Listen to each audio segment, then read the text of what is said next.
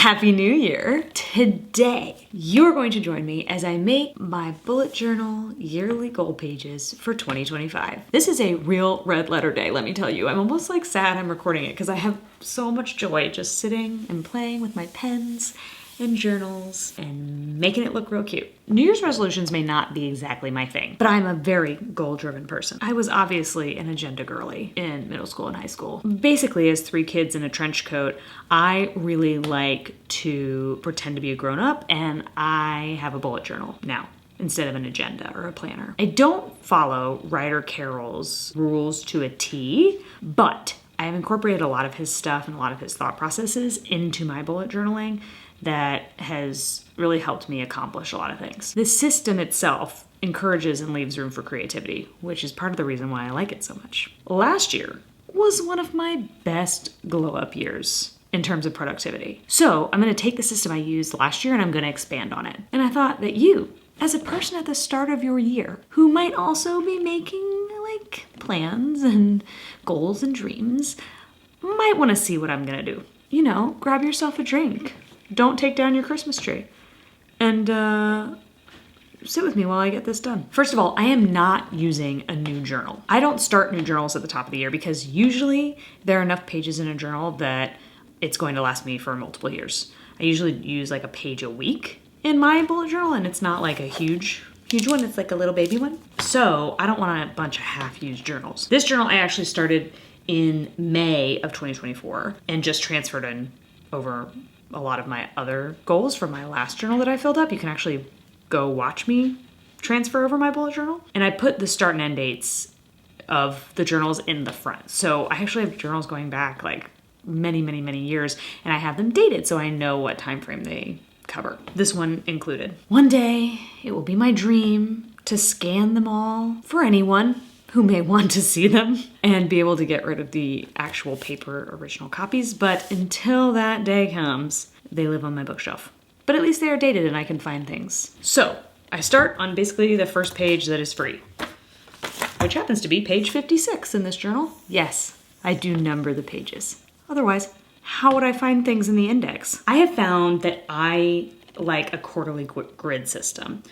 You might have watched me set up this in my bullet journal transfer video. I set up columns for work, life, and money last year because I was doing a no-buy year. If you don't know anything about that, welcome. You should watch some of that. That's fun. This year, my columns will be work, life, and YouTube because I have lots of plans for you all this year. Those are the columns that will be repeated at the top of each page. The rows will be the months, like you see in the example from last year. These only pertain to the page they are on, and I've been able to break up this notebook page up into hold 3 months each, which helps me think of the year in like quarters, which is handy for my business. And it isn't a marathon or a sprint, so seeing these little natural breakups in the year reflected in my journal kind of helps me think of renewal and think of fresh starts on a more regular basis. There are 4 quarters in a year, right? So we will have 4 pages we want to break up like this. Easy peasy.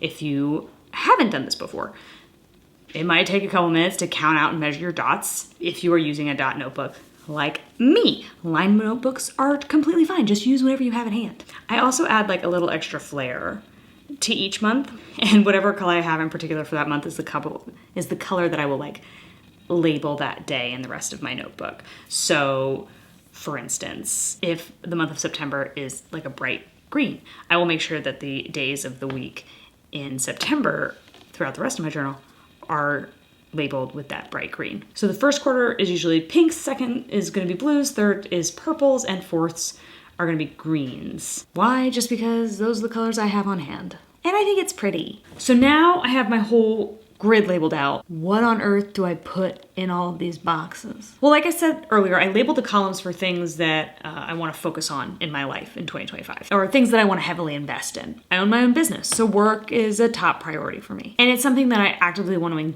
invest and engage with as the year goes through. It's really easy to make these large, broad goals, but if you don't break them down into easy, actionable items, I find that I just don't get anything done. So for my job, it's just too important not to be engaged with it a lot throughout the year. Family or life.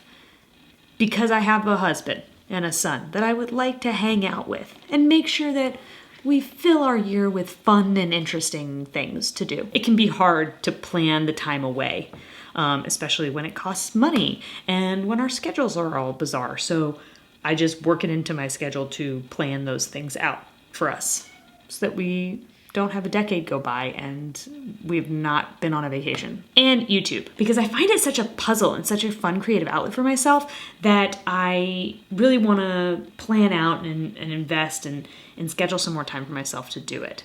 And you guys seem to enjoy it, so why not? Let's give it a go this year. So the boxes below each category in each row for month will have the goals for those 3 years of your life that you want to accomplish in that month. Now, before you just start writing stuff in there all willy-nilly, I recommend making like a scratch list of things, a list of goals you want to accomplish by the end of the year. I've got a couple lists throughout my bullet journals whenever I think of like a goal, especially in the second half of the year that I want to try to accomplish in the next year.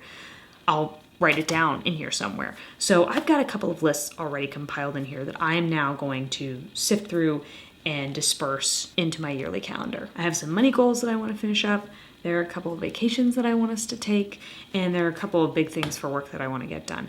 So I will lay those out. This is the biggest productivity hack. I find that just getting started and just making a list can sometimes be the first step in accomplishing some really big goals. I don't fill the whole thing in right now, as you can tell. I will add things as I go through the year and my life changes and shifts, but having a couple of goals a month is a good place to start. One of the places I leave blank until the actual month rolls around is my Apple Watch goal. So if you don't have an Apple Watch, they have little goals every month, like activity goals for you to reach. So when the month rolls over onto the first, I will write in whatever that goal is for the month and I will try to accomplish it. This year, 2024, has been the first year I've ever hit all 12-month goals. And is this a huge thing? No, but it is an encouraging thing that I get to check off my list. It keeps me active.